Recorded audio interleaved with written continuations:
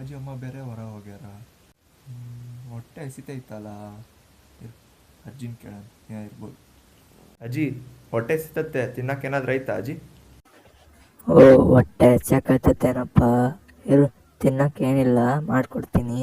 ಆಯ್ತು ಸರಿ ಅಜ್ಜಿ. 2 minutes later. ಓ ಉಪ್ಪಿಟ್ಟೈತಾ, ಸರಿ ಕೊಡಾಜಿ ಅದನ್ನೇ. ತಗೊಳಪ್ಪ.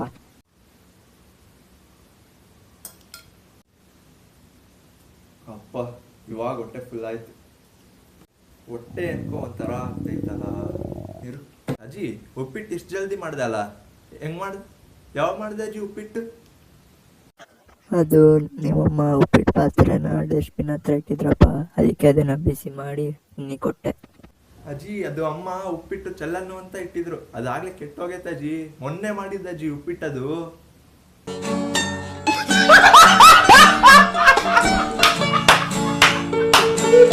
ಅದಕ್ಕೆ ಅಜ್ಜಿ ಹೊಟ್ಟೆ ಅವಾಗಿಂದ ಒಂಥರ ಆಗ್ತಿತ್ತು. 4 hours later.